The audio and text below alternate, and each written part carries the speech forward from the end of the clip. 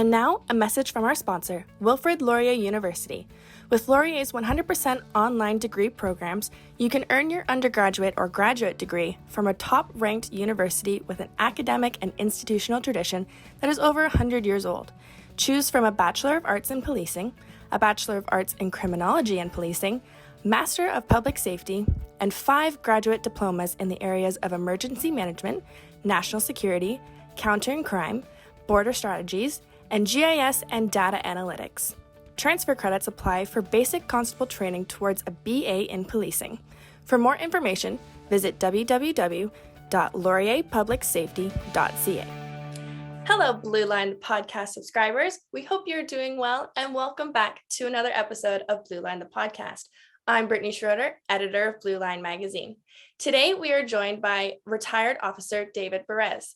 He has over 30 years of experience working in emergency services, including being a volunteer EMT. And today we'll be chatting about his career, what he experienced after retirement from law enforcement, and most importantly, officer resilience and wellness. Thanks for joining me today, David. Thank you for having me. I really appreciate the opportunity, and you guys do such a great job with Blue Line magazine. So I'm excited to be part of your mission. Thank you so much for saying that. I'm really excited for this conversation because I think this is something that's really important to talk about every day, not just, today, but every day. I agree. So to start us off, can you tell me about what made you want to be a police officer in the first place? Absolutely. So it kind of goes back to my childhood. My parents had a tumultuous marriage, and unfortunately it was involving law enforcement in our household.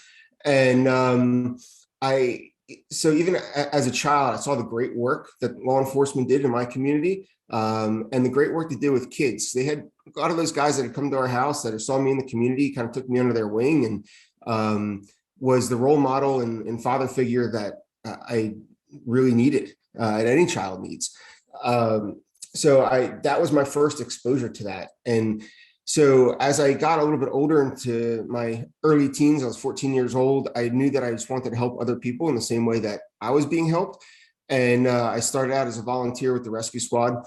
And I became interested in that because of friends that were my sister's friends. My sister's older than I am, that were doing that. And, I'd see them racing down the street with the blue lights on their car to the firehouse or to the rescue squad. And I was like, wow, that's pretty cool. What are they doing? And then, I was introduced to that. And through that experience, became friendly with more of the police officers in my community, and saw that they were the first ones to always go in. And they were the first ones that were, helping people so we could help people. And I was like, wow, I want to be that guy instead. And so as I got to college and realized the opportunities that were available, it's funny because at first when I went to college, I went as a pre-med major, but I took my first bio class. I'm like, wow, this is not going to work out well. There's no way I can sustain this academic rigor for medical school. So I started taking public safety classes, criminal justice related stuff. And I was working for the Department of Public Safety for the university I was in. And I was like, this is what I wanted to do. This was my sweet spot.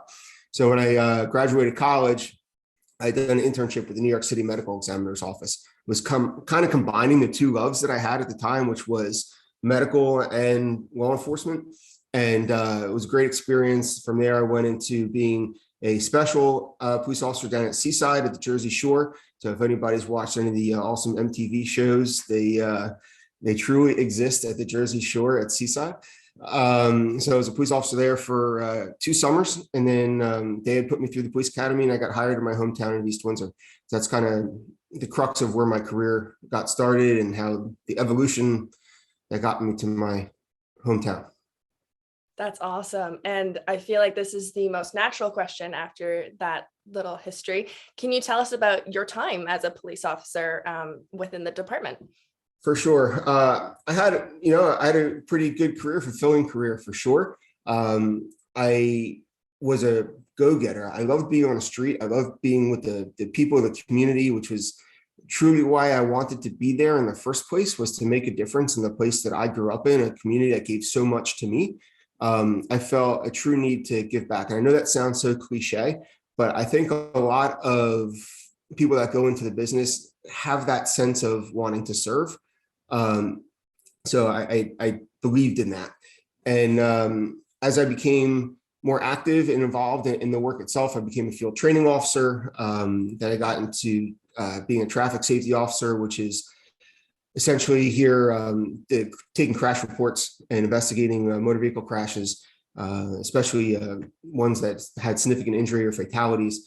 And then from there, I went to be an officer in charge, which our department essentially would be like the field supervisor type position, correcting reports, being a team leader.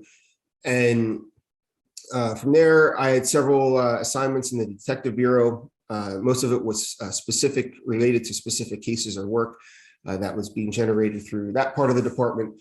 And then I became a drug recognition officer, expert, I should say, which was the heart of my career. Being a DRE, I know you guys have that in Canada as well.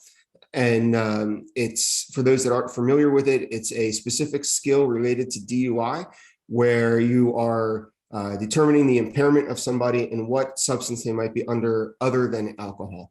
And there's 7 categories of drugs that are associated with that. And you determine, impairment, and you take that to court. You are a recognized expert in the court of law, so you can utilize those skills for other investigations as well. But what I truly enjoyed, I mean, the DRE stuff was awesome. I loved it. But where my heart was in the community policing. I loved being a bike patrol officer, dare officer, involved with National Night Out, which I don't think you guys have up there in Canada, and other community events. National Night Out, just as a quick aside, is an event we have here every first Tuesday of every November, where the community completely takes the day and night off. There's no school, there's no sports, there's no anything. And each town and municipality hosts an event that's centralized to their community, where everybody gathers, and there's police displays, fire displays, there's different vendor tables, and it's an opportunity for everybody to get together as a night out against crime. So it's truly community focused. It's a special day. So that was kind of the heart of my career. Like I said, the DRE thing took up most of my time, but my heart was always in the community policing aspect, and truly, again, giving back to a community that gave me so much, and bridging the gap, honestly, between police and the community, I thought was very important. Throughout my 20 years, there was a lot of unrest through different things, from Ferguson to wherever else that we had here in this country. And, I always felt like I wanted to be that bridge. So that's my career in a nutshell. That's awesome. And I'm really glad that you mentioned the DRE part of your career, because you actually just gave us an article on that topic as well, and it will be featured in our February-March issue. So anyone listening, if you want to learn more about that article is going to be in the February-March issue. I love also that what drew you in is like you wanted to be that bridge, like you were just saying. Like, I think that is the best reason to be a police officer, connecting the community and law enforcement and giving back. That's amazing. I appreciate that. And I think what's important for people to know is that police work is not necessarily about writing tickets, or it's not necessarily about arresting the local drunk like that. It's what people see on TV, or it's what people read in the newspaper, the headlines, that they think they know what our job is all about. But truth be told, that's probably 5% of what we do as police officers. And we truly are community helpers. We truly are a bridge to what people need in their daily lives that they can't solve on their own. From the minute task of somebody's daily life that they can't figure out, to domestic violence, to solving homicides, and everything in between. So I love the idea of people looking past the headlines and connecting with their law enforcement community to understand truly what the job is about. Yeah, I completely agree. Now, kind of shifting focus to the end of your career, I did say in the intro and when we were talking before, we wanted to talk about officer resilience and wellness. So keeping that in mind, can you tell me how you were feeling towards the end of your policing career? For sure. It's definitely not the highlight of my career, that's for sure.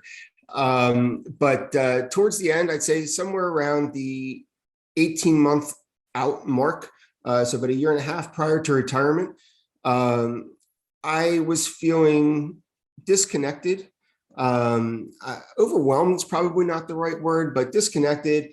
My heart just wasn't in it anymore like the way it was. I still loved my job. I literally loved my job to the last day until retirement. I can't imagine having done anything else for my career. So that's not where I'm coming from. But I think over the course of 20 years, you see so much. You see 90% of what you see and do are people's worst moments. And when you see everybody everybody has a worst moment in their life. There's no doubt. But we see everybody's worst moment. So that builds up after a while. And differently from a combat veteran who has, 4 or 6 years in the military. And listen, I take nothing away from that. Those guys are true warriors. But they will have a smaller set of things that they're dealing with when they leave. We see 20 years of death by 1,000 cuts. And that trauma builds up over time, and you start to become, your heart just loses your heart. You just lose heart in the job, and you become disconnected from the community. You kind of lose your way from why you were there to begin with. And I think that becomes very difficult. Your mindfulness is not in a place where it needs to be to maintain your own safety and the safety of your colleagues. So when I realized that was an issue, I also realized that it was probably time for me to go. So I got to my 20 years, I got my pension, my health benefits, and it was like, you know what? I've gotten this far. I need to count my blessings, and I need to move forward. And retirement was certainly in the right decision for me. That doesn't mean I don't miss it every day. That doesn't mean that there are days where I don't wish I was back there, standing shoulder to shoulder. When you have public events like the funeral of these 2 NYPD officers that one we witnessed the other day and one that we'll see this week, and you have tens of thousands of police officers standing patch to patch along Fifth Avenue in New York City. My heart and my soul yearns to stand there with them again, not just in that moment, but holistically. And it's very difficult to walk away from that. And I think that's where a lot of people struggle. But me, I knew it was my time. I knew it was time to go. The politics of our job was something that was getting to me. And it was also something I knew I couldn't change. But I also knew it was something I couldn't work within. So it was a combination of stuff that it was time to go. So what's interesting is I think given the opportunity to take a sabbatical in law enforcement, I could have taken 6 months or a year off, and I could have come back refreshed, renewed, and probably done another 5 or 10 years. Yeah. But that's not an option in our job. And I hope that someday it will be, because I think that we don't have enough time off to regroup and reset. And it's unfortunate because it destroys the individual. It also destroys the individual's ability to affect their duties at work. So it'd be interesting to see how that concept plays out over time. There's actually a department in, I believe it's Indiana, that's trying that. Every 5 years, you are 3 months of sabbatical. Oh, wow. Yeah. So it'll be interesting to see how that shakes out. And if anybody else catches on to that, I think it'd be great. Actually does sound like you said, like you and your mind and your body, you need time to recover from everybody's worst moment that you guys are seeing. And yeah, I'd never even thought of it that way before, but it's so true. The other thing that I'd love to see is a diversity of assignments throughout your career. Like, I went through a 30-second blip of my resume, and it seems like I did a lot, but the truth is all those things were done within my general assigned duties. Mm-hmm. I was at a smaller agency. It was 50 officers plus or minus, depending on the year. And there were not a lot of places to go or do. It's not like NYPD that's got literally 150 different units to choose from. Yeah. And when you are just in this routine of the same thing over and over again for 20 years, it just, that stagnancy becomes more possible. And so I think it's important for people to take time off and regroup or have a diversity of work that they're doing at work. Yeah, I think that would help a lot. Now, after you left the force, you told me that you had a bit of a what we would call honeymoon period. Absolutely. Um, but you also told me that that came to an abrupt halt. Can you tell me all about that and what kind of happened? For sure. So, I retired January 1st of 2020. It was an exciting day, an exciting time. I saw a transition from what was to what could be, and I was excited about that. And, the first 4 to 6, 8 weeks, you have like this longest vacation you've ever had in the last 20 years. I think before that, the longest vacation I had was 20 days, which was my honeymoon back in 2004. So it was great. It was euphoric, quite frankly. But then reality starts to set in. And you're like, crap, what am I going to do tomorrow? And and then tomorrow turns into next week, and then next week turns into next month, and then next month is like, what is going on here? Well, I need to keep moving forward. So I found myself after that initial euphoric period to spiral down a little bit, becoming a little bit depressed because I was disconnected from, my people, my tribe, and I'll come back to that tribe concept in a minute. But it was a weird feeling to not be part of something bigger than myself. And as excited as I was to be home to be with my kids and raise my kids, and it wasn't the happiness that I thought I was seeking. And don't take that the wrong way, but I love my family more than anything. But you also need to be fulfilled in ways that are outside of your daily duties. But then COVID hit. And that was, March 13th to be exact of 2020.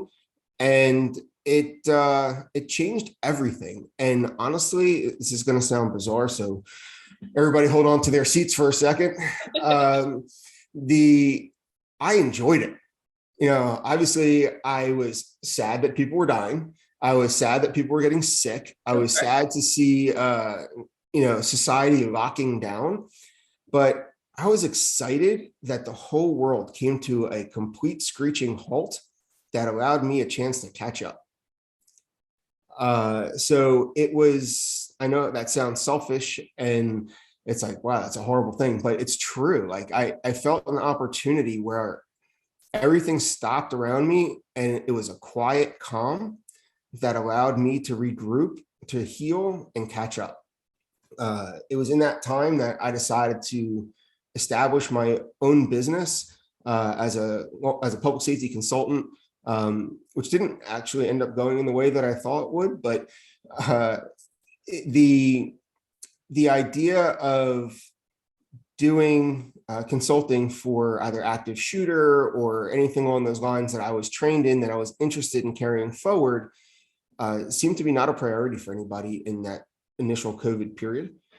So I had to kind of retool and rethink every couple of weeks to see where the world was going. And as we know now, nobody knew where the world was going. And there was no way to anticipate what could be a good thing or the next thing.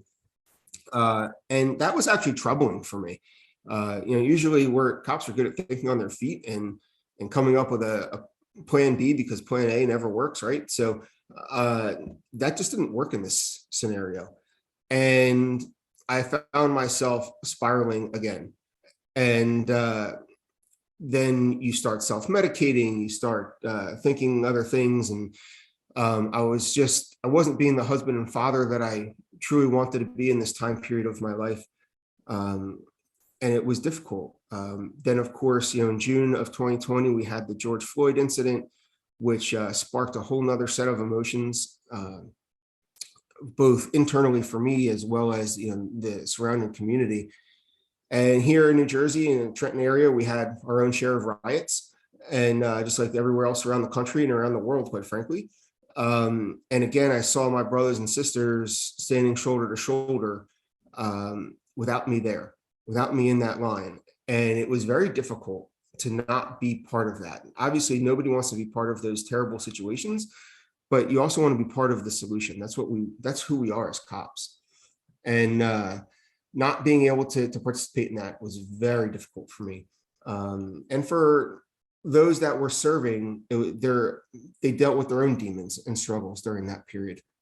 And then my one specific friend, Danny, who worked for Trenton Police Department, found himself in a place of betrayal by his department, betrayal by his community that he served, and quite frankly, betrayal at home. And I saw him going down a path that was frightening to me.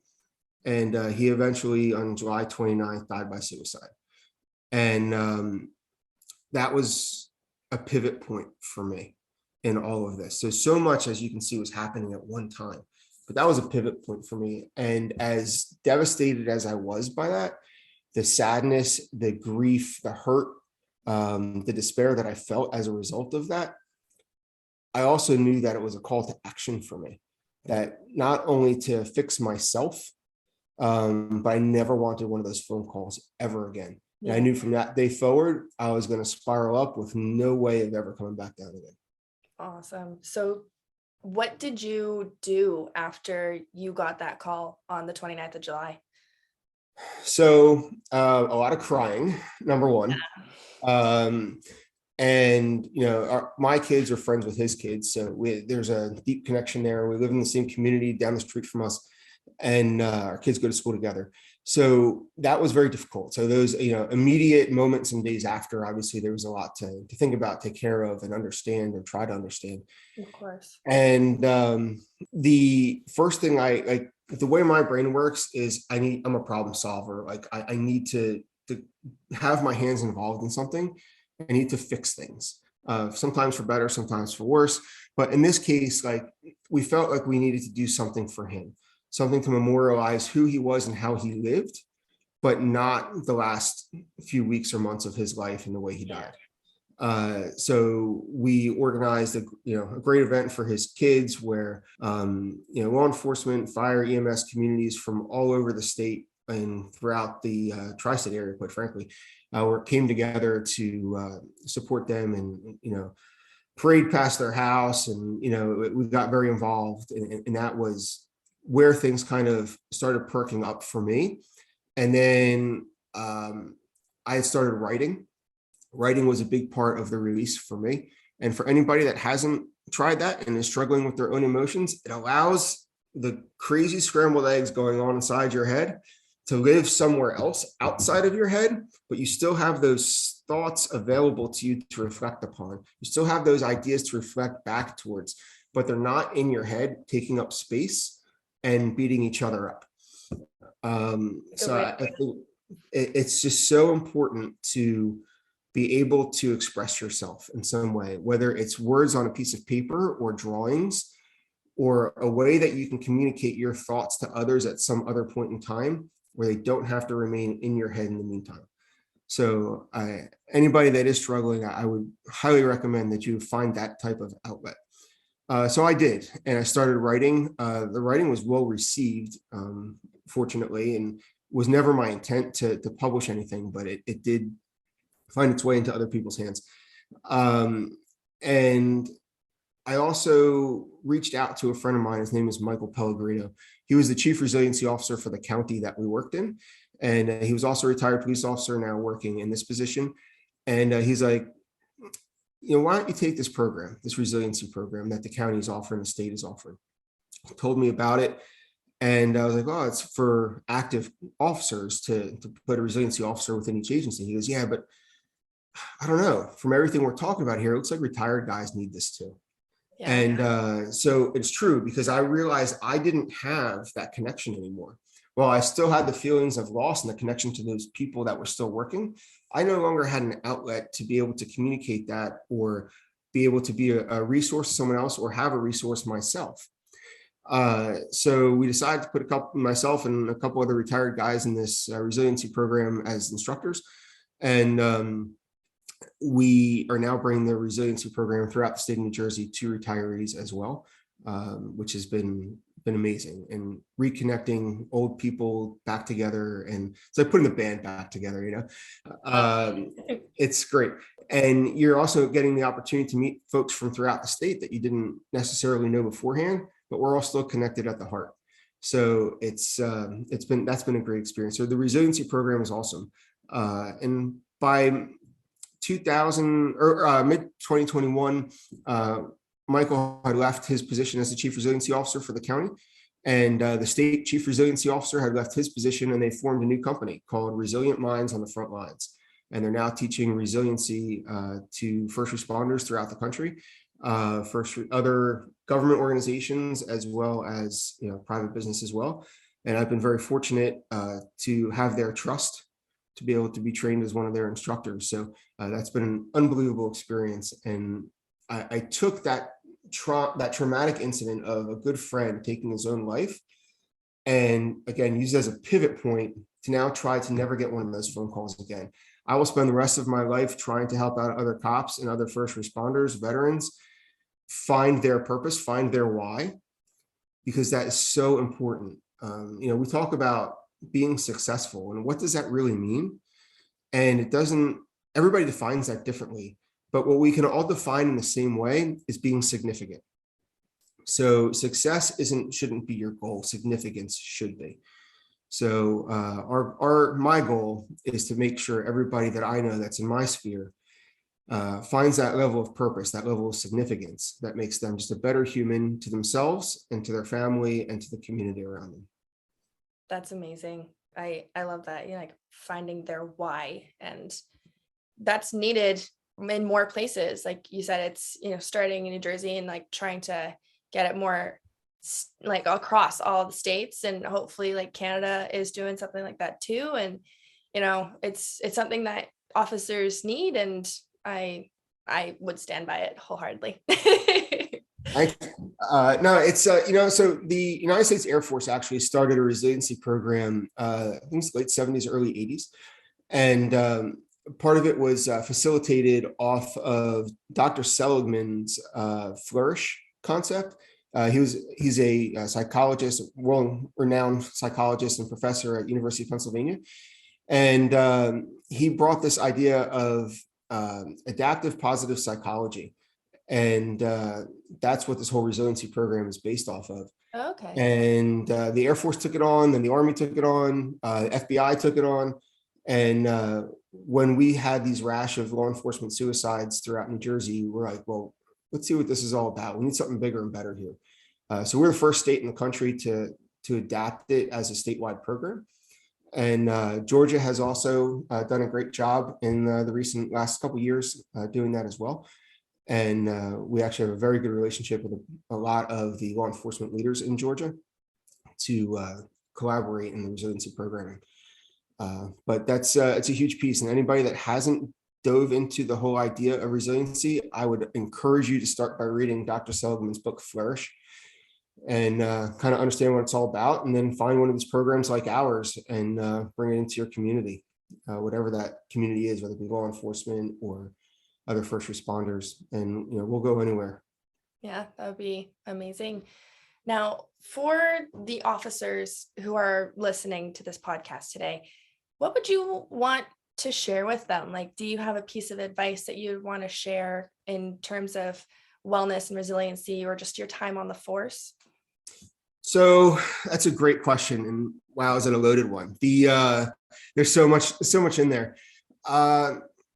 The one thing that I'll reflect back on is actually in my email signature tagline, and it's earn your badge every day. I think that encompasses so much. It takes on your heart, it takes on your mind, it takes on your values.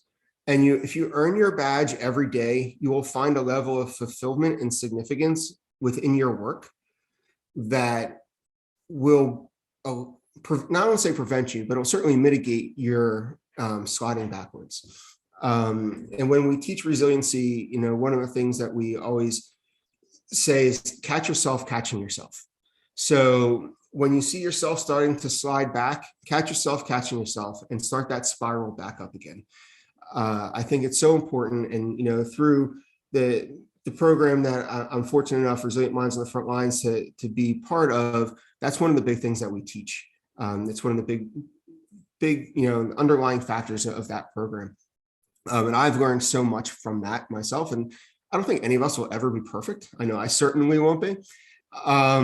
But I work, But that resiliency program, resiliency in itself, it teaches you every day to do better than you were yesterday. And as long as you can keep moving forward, you can keep catching yourself, and find a way to kind of live that purposeful, that life. Be grateful. Showing gratitude goes a long way. I'm a big fan of keeping a gratitude journal. And every day when you wake up, I don't care how insignificant you think the moment is, just write down something you're grateful for and let that be, a jump off point for your day. That whole idea of positive psychology builds upon itself. But so does negative psychology, by the way. So you get to choose that every day. Every single day, you get to choose whether you're going to be positive or negative. And then, I don't like necessarily quoting people, but there's so many people out there that are so significantly smarter than I could ever wish to be. And Tony Robbins will say you're one thought away from changing your mind. And so when you find, it's awesome. I've been living with that one for a couple of weeks, and I keep coming back to it. Every time you have a moment, you're one thought away from changing your mind. And so when you find yourself in these darker moments, these darker places, it just takes one thought, one positive thought to turn that corner and start heading back in the other direction. So, and to me, that always comes back to earning your badge every day. Do something good every day to make yourself significant and to make yourself purposeful. So that's the biggest thing I would give officers today that are still fighting the fight, that are still out there wearing their badge every day, leaving their families to go serve others. Earn that right to do that every single day, because then you will find yourself with the ability to look yourself in the mirror every morning when you wake up, every night when you go to sleep, and be proud of the person looking back. Earn that badge every day. I like the way you phrased it. Catch yourself catching yourself, keep yourself accountable. And, the gratitude part, like I keep a gratitude journal as well. So I stand by that as well. Absolutely. Everything you've shared today I think is something that everyone needs to hear, officer or not. But is there anything that we didn't touch on that you wanted to say before we wrap this up? No, and across the United States, and I know in Canada as well, especially this last couple of days actually was quite interesting in Canada with the truckers freedom ride. I thought was very interesting. Yeah. Our countries are so similar yet have their differences, and to watch that happen in your country over the last couple of days, I thought was very interesting to me. I don't want to say good or bad or indifferent. It was just interesting, and It certainly took note.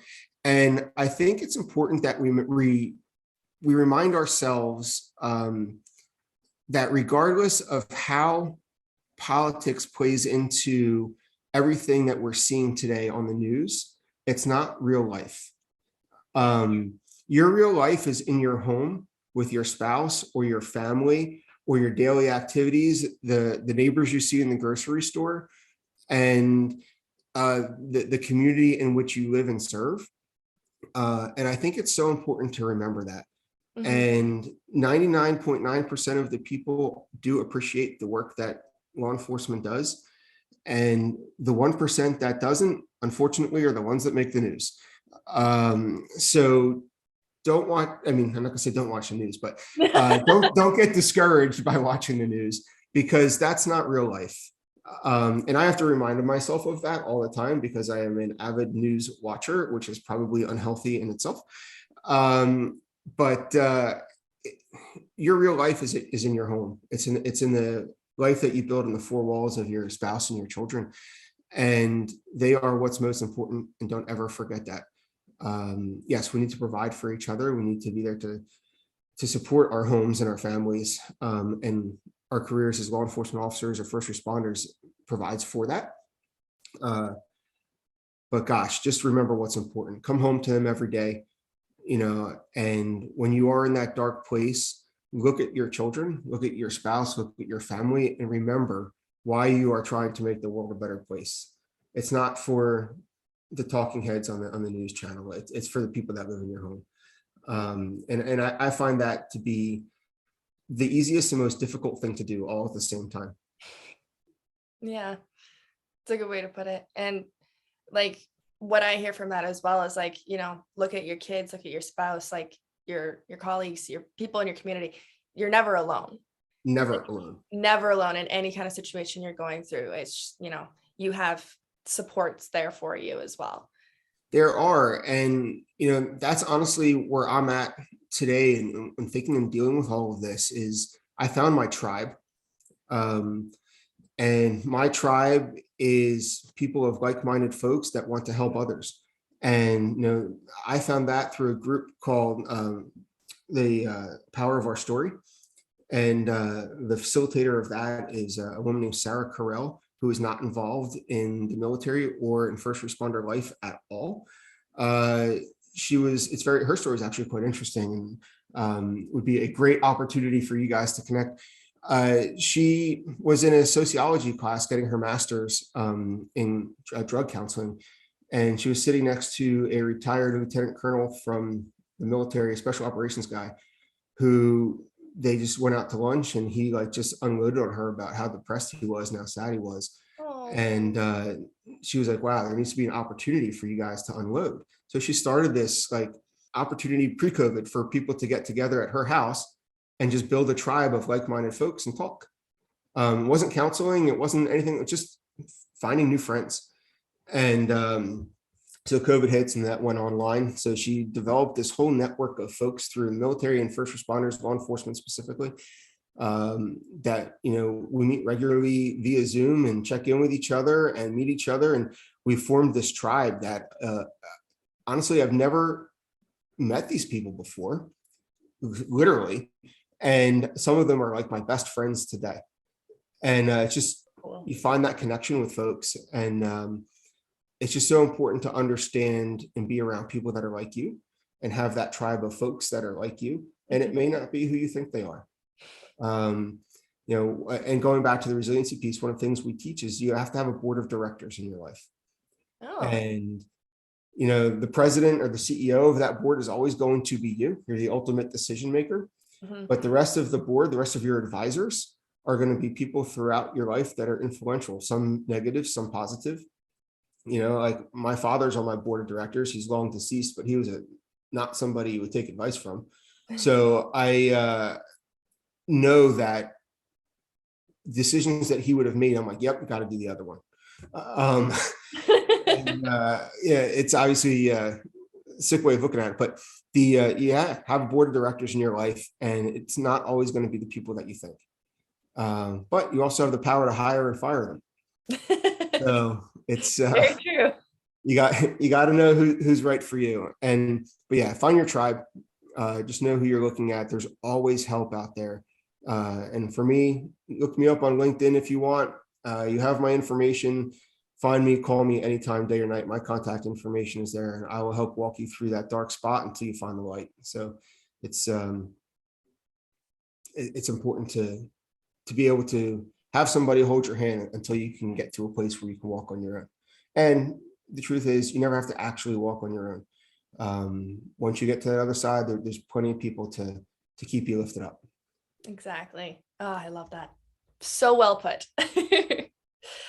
David, I just want to say thank you so much for joining me today and for sharing your many experiences and your words of wisdom with me and other members of law enforcement who may be listening today. To all those who are listening, we hope you enjoyed this episode of Blue Line, the podcast. Be sure to check us out on SoundCloud, iTunes, Spotify, or wherever you get your podcasts. You can stay up to date on all of your policing news at blueline.ca. Thank you to everyone who listened, and thank you, David. Thank you so much for having me. It was such an honor to be with you, and good luck with everything as you move forward. Thank you so much.